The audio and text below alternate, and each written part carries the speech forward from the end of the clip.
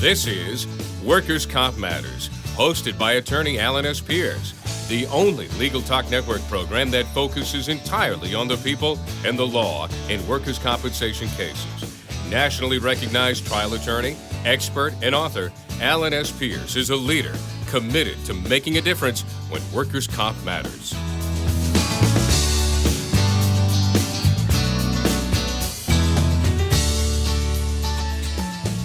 Welcome to another edition of Legal Talk Network and Workers' Comp Matters. My name is Alan Pierce, and the question we're going to be talking about today is actually a title of a paper written by our guest. The title is An Ongoing Debate Whether Student Athletes Should Be Considered Employees Entitled to Workers' Compensation. As I mentioned, I'm Alan Pierce. I'm a workers' compensation lawyer, and our guest today is Taylor O'Toole. Before I introduce Taylor to our audience, I want to remind our listeners that this podcast here on the Legal Talk Network is brought to you by CasePacer.com, case management system for the busy trial attorney. To learn more, go to CasePacer.com, and also PINow.com. If you need a licensed private investigator wherever you are in the country, go to PINow.com for your investigative needs.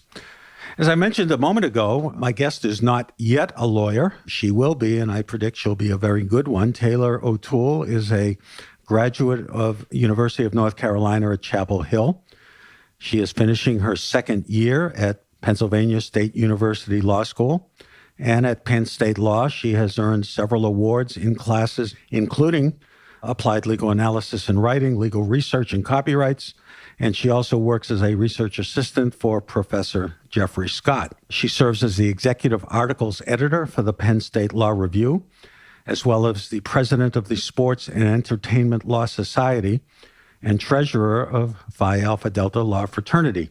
As I mentioned, she wrote an essay, an article for submission to the College of Workers' Compensation Lawyers in their student writing essay competition, and she was the winner.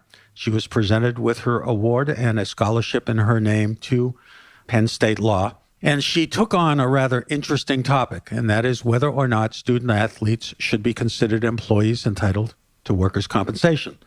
So, Taylor, having said all of that, welcome to Workers' Comp Matters. Thank you so much. I'm so happy to be here. Well, I want to start to dive into your paper because it is interesting because it not only answers the question for today, which is whether student athletes are considered employees entitled to workers' comp. In fact, why don't we get that out of the way right now?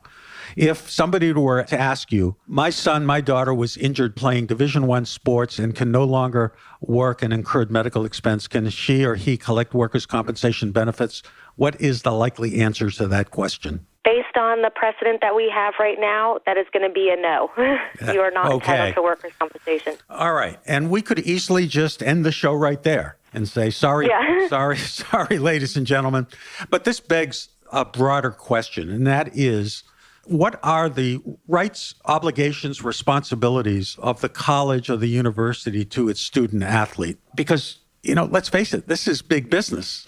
I mean, we could be talking about the local community college and the pickup informal sporting activities, but when you're talking about the Big Ten or the Pac-8, Division I football or basketball feeder sports or programs that lead into professional athletics, and we all know the numbers, it's probably well fewer than 5% or maybe even less than that of any of these student athletes actually make it into the pros. A lot of issues come up. Now, you began your paper with a discussion of the background, looking into the history of the NCAA, the National Collegiate Athletic Association, and the concept or definition of amateurism and how that's changed over the years. So why don't we maybe start there? Take us back in time to maybe an earlier day, and what did the NCAA and or the concept of amateur sports, how did that evolve into where we are today? Yeah, so college sports have obviously been around mostly since colleges really have been around.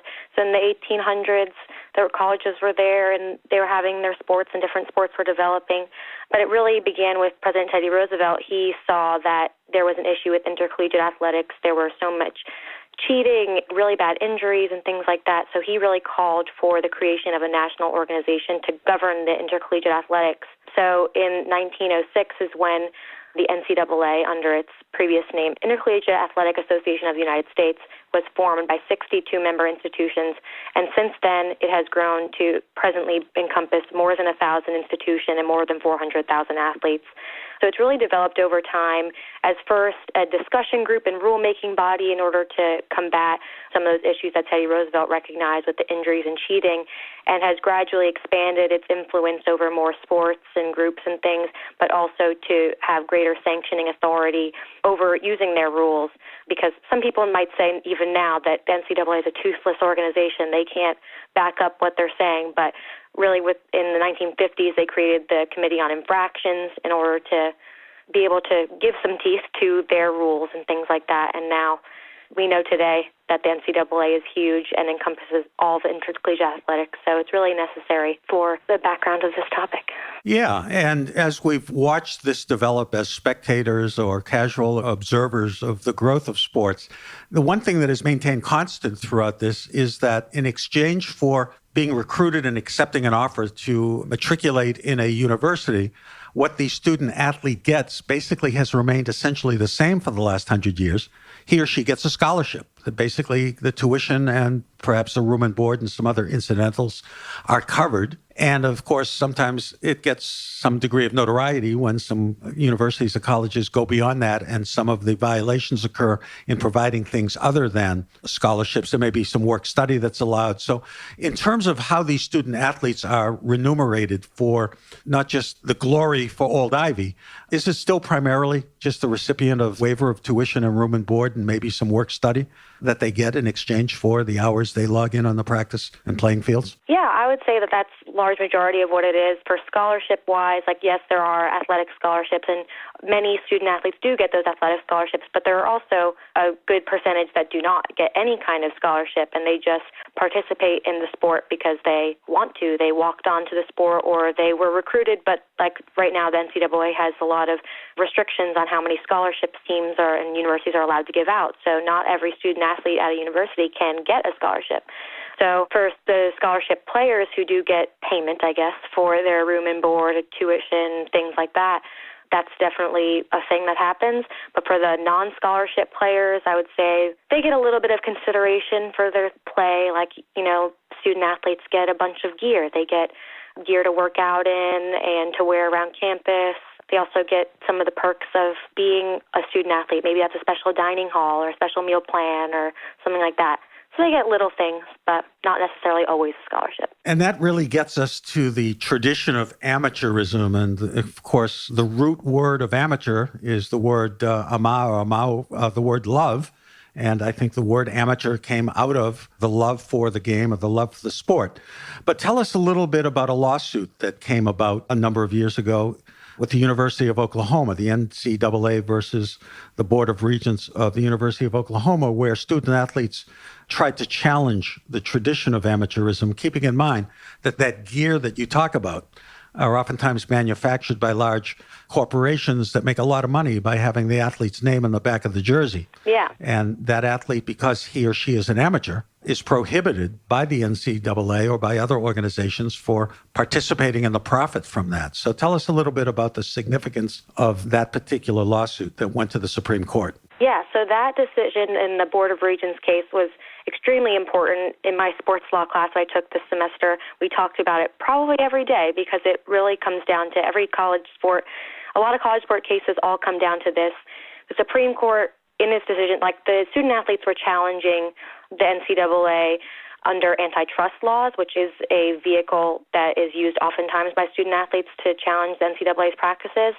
And here the NCAA placed great emphasis on the tradition of amateurism and how that's been a pillar of the NCAA since its inception, and how important that is, and how that is really what gives the NCAA its character.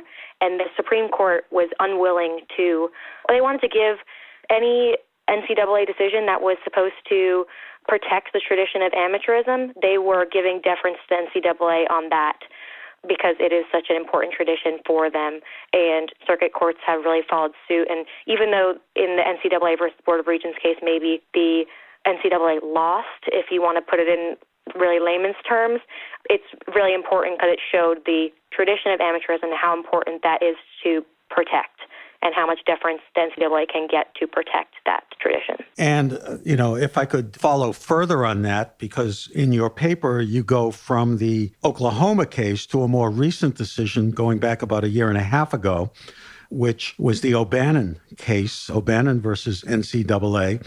And in that case, tell us about the underlying facts. What were the student-athlete plaintiffs seeking compensation for in the OBannon case? Yeah, so in the OBannon case, the student-athletes were looking for compensation for the use of their name, image, and likeness in video games. So, we have like the Madden football games and FIFA and things like that. So when the NCAA was trying to create their own version of those with college athletes, and the student-athletes wanted to be compensated for the use of their whole likeness in these video games, and the district court was very deferential to the student-athletes. They ended up saying that, the student-athletes should be granted $5,000 or up to $5,000 a year for the use of their name, image, and likeness in these video games. And then the Ninth Circuit ended up reversing that decision, saying that to give student-athletes any compensation over the cost of attendance would be a violation of the tradition of amateurism, which the Supreme Court has upheld. And then, interestingly enough, both the NCAA and the student-athletes ended up submitting writs to the Supreme Court wanting to be heard, and both of them were denied. So that gives me the idea that the Supreme Court agreed with how the Ninth Circuit gave deference to the NCAA and its practices in protecting the tradition of amateurism there. You also walked us through some other cases. Again, we're kind of leading up to the discussion about workers' comp. But in order to be eligible for workers' comp, there must be an employer-employee relationship. And it seems to me that these student-athletes, at least as far as the institutions in the NCAA are concerned, are not treating them as employees. So this was tested again under the Fair Labor Standards Act. There was there not a question there as to whether these student athletes should be considered employees for labor standards, not just workers' compensation, but other rights that come to people that produce a labor for which somebody else profits? So tell us a little bit about what the Seventh Circuit also did in 2016 under the Fair Labor Standards Act. Yeah, so the Seventh Circuit found that the tradition of amateurism, again, was to be a very significant factor in determining that student-athletes were not employees under the Fair Labor Standards Act.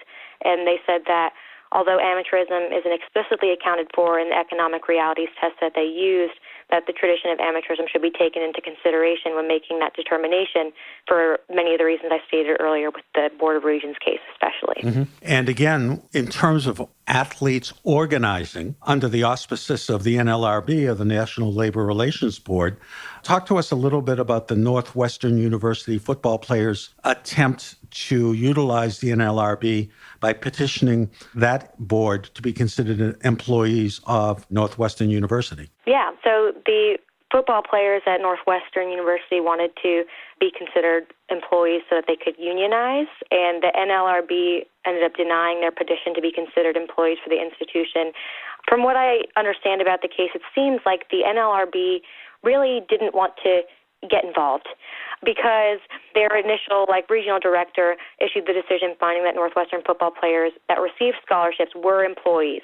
And then the NLRB granted review of the decision, and then subsequently the NLRB received an influx of briefs arguing that the NLRB should consider its discretion in declining the jurisdiction over this case, and they ultimately agreed with that by saying that they didn't really want to get involved because it would just create a massive instability in the labor relations if they were to do that, considering that Northwestern is a private institution, one of only less than 20 in the football bowl subdivision with the Division I football bowl subdivision. So their decision would only affect those private schools, and it would just cause massive havoc, really, to make a decision based on just these private school scholarship-receiving football players when it could have implications over many. I'm glad you mentioned that because I never appreciated the legal distinction in this context of employment law or labor law between the public university and a private institution. And that seems to be one of the major factors here is the public nature of a state institution funded by taxpayers as opposed to a private institution. Before we go to a break and really start to focus on the workers' comp aspects of this, tell us what, if anything, that the student athlete has to sign, or what writings are there for either he or she to accept a scholarship or participate in an NCAA activity that might somehow delineate their rights or obligations or limitation of their rights. Are there forms that they do sign that certify or indicate what their legal status is? Yeah, so the NCAA manual, which you can imagine is very thorough, very long and thorough, requires that a student-athlete sign a student-athlete statement at the outset of every season. This certifies their eligibility while they put information about ethics, recruiting, financial aid, amateurism.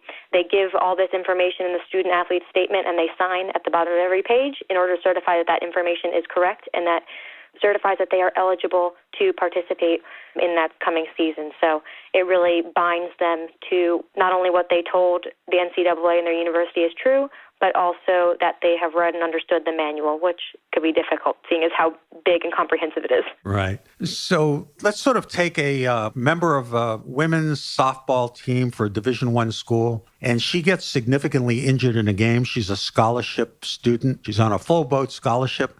She gets hurt. Her softball career is ended. She incurs medical expense.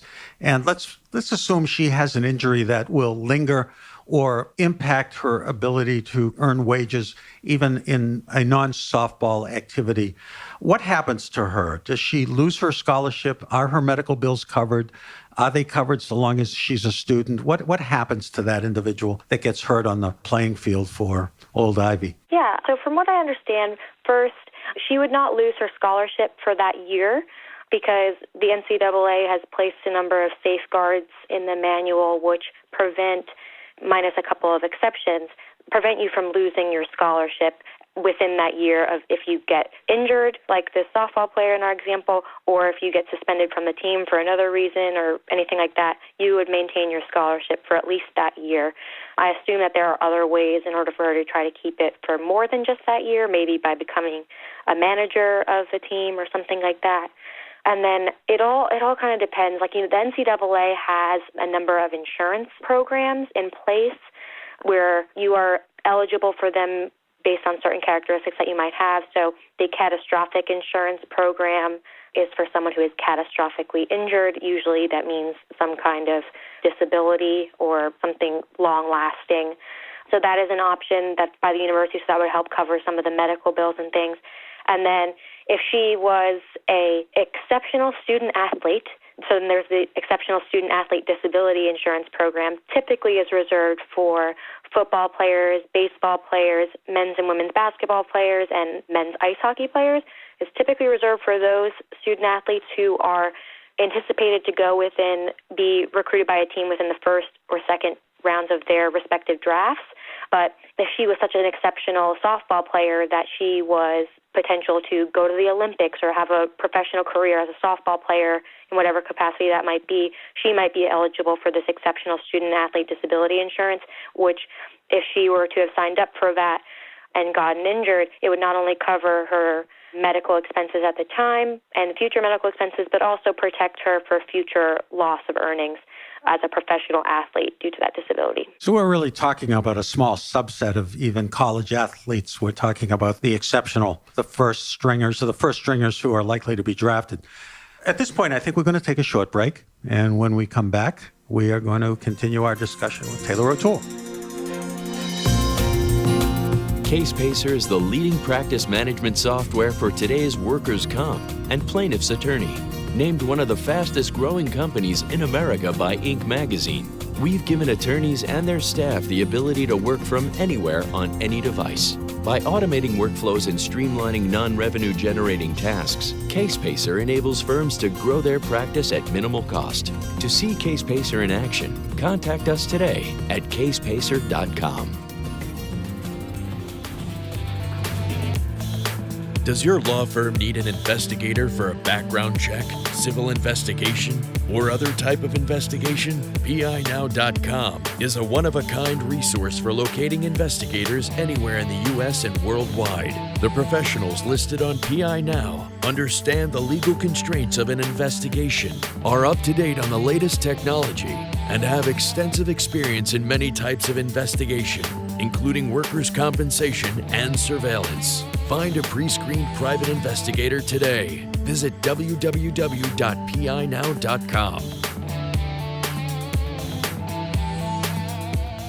And welcome back. Workers' Comp Matters on the Legal Talk Network with our guest Taylor O'Toole, talking about the broader issue of student athletes and what happens to them if they get hurt at work or if they seek to be somehow considered more than just a student athlete, but an employee or in some other category of relationship to their institution. This is, however, a workers' comp themed show. And at the outset, of course, Taylor told us that under current case law, there is yet no precedent for an injured athlete injured in the scope and course of athletic pursuits for his or her university to be covered under workers' comp laws. But that's not for lack of want of trying. Is that correct, Taylor? People have tried? Oh, yes, definitely people have tried. All right. And what are the theories? Why don't we run down the theories thus far unsuccessful that proponents of covering these athletes under workers' comp laws, how did they advance their argument? Yeah, so obviously workers' comp laws are state-specific, so I'm just going to talk more generally about what courts have found or not found to be persuasive. So first being the right to control. Courts have really found this to be very important, and a lot of proponents of finding them to be employees would point to the really regimented, strict, and time-consuming schedules that student athletes that are required of them or seemingly required of them. Also, that universities invest a lot of money into the facilities that the athletes use and the equipment that they use. Some studies have shown that student athletes tend to put an average of 43.3 hours per week into their sport. So, that's kind of like full-time if you think about it. But a lot of courts have not found that to be persuasive, saying that this is more of an exercise of control rather than a right to control.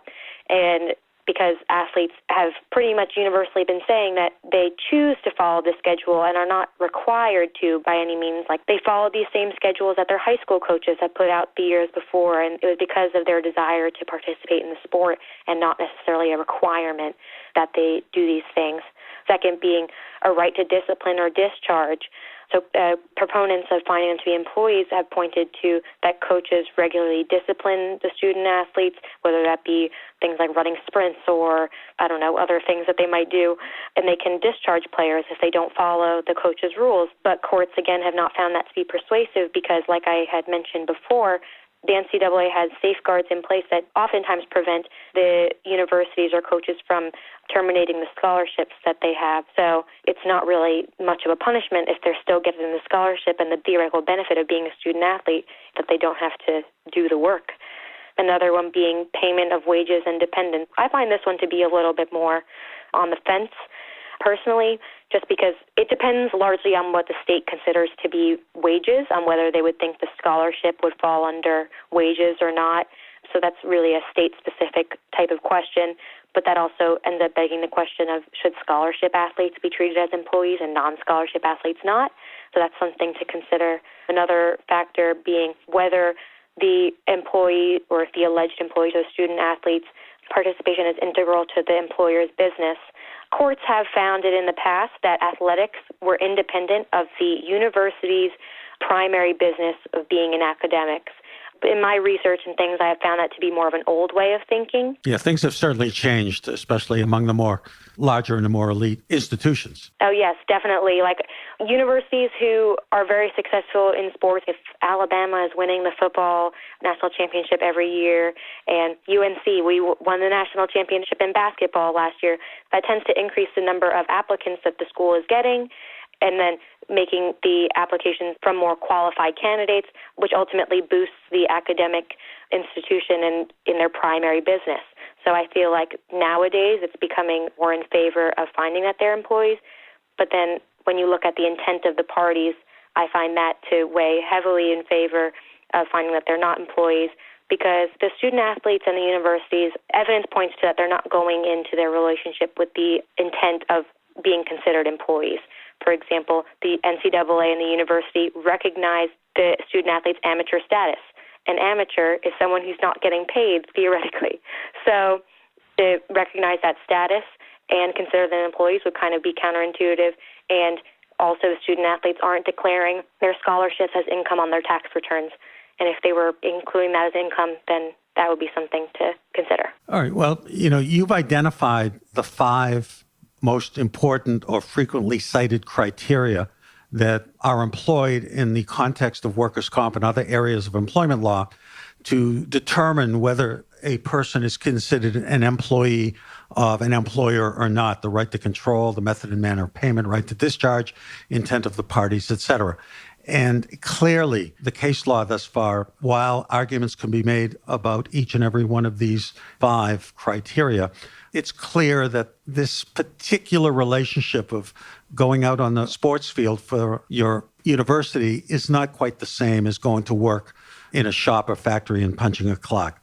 So if we kind of leave aside for the moment the fact that the traditional criteria of employment status, which comes from case law, comes from statutes, or it comes from something as broad as the restatement of torts, where they set forth the different criteria, you've also identified the public policy arguments. And you sort of mentioned at the outset Teddy Roosevelt. And Teddy Roosevelt also in the 1908, 1910 era also saw from a public policy standpoint injuries on the job in New York, where he was governor, were not adequately compensated or were not compensated at all, so that he was a major proponent of workers' compensation.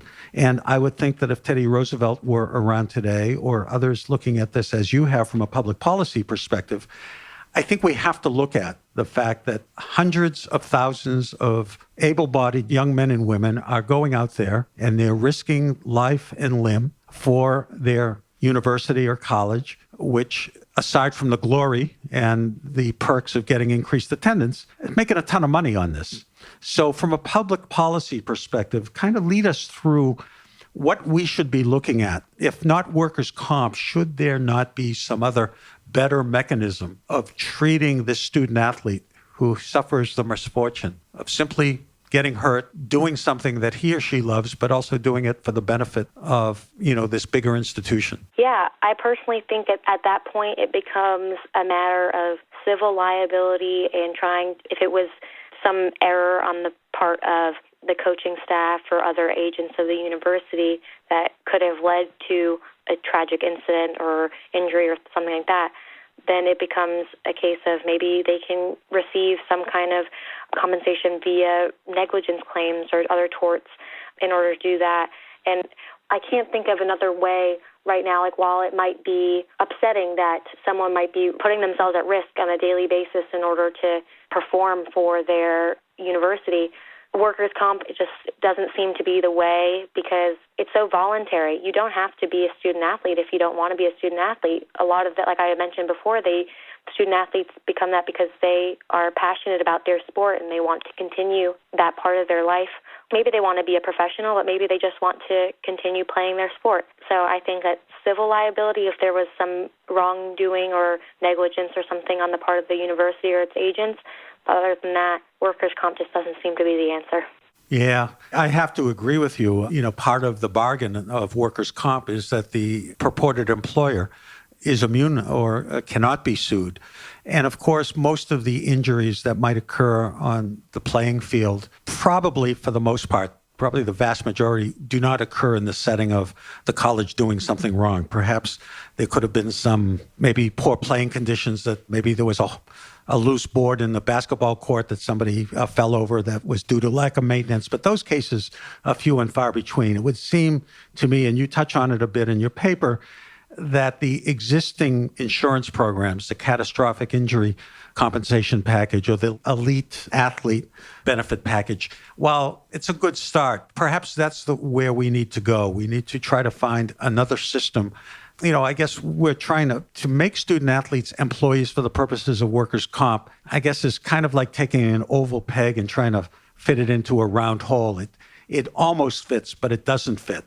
So then perhaps there should be something else, because there are countless people every year that suffer disabling and costly injuries for which the financial remuneration is either markedly limited or non-existent. So having said that, if somebody wanted to get a copy of your paper, first of all, they could contact me at apierce@ppn, Peter Paul Nancy, law.com. But how could somebody reach out and contact you, Taylor, for more information on this very interesting topic? Yeah, so they can email me. My email is taylorotoole4@gmail.com. So Taylor being Taylor, O'Toole, Otoole, the number 4@gmail.com. No apostrophe? No apostrophe in the email. All right. Well, Taylor, I want to thank you very much for being a guest on Workers' Comp Matters, number one. Number two, for your passion and diligence in writing this paper, which I found to be eye-opening and thought-provoking. And third, and most importantly, best of luck on year 3 and becoming successfully employed in, I think, your chosen field. You'd like to stay in the sports law arena, as I understand it? I would. All right, and I think you'll do quite well. So for those of you listening, thank you for joining us on this edition of Workers' Comp Matters. Please join us next time and go out and make it a day that matters. Thank you. Thanks for listening to Workers' Comp Matters today on the Legal Talk Network, hosted by attorney Alan S. Pierce, where we try to make a difference in workers' comp legal cases for people injured at work. Be sure to listen to other Workers' Comp Matters shows on the Legal Talk Network, your only choice for legal talk.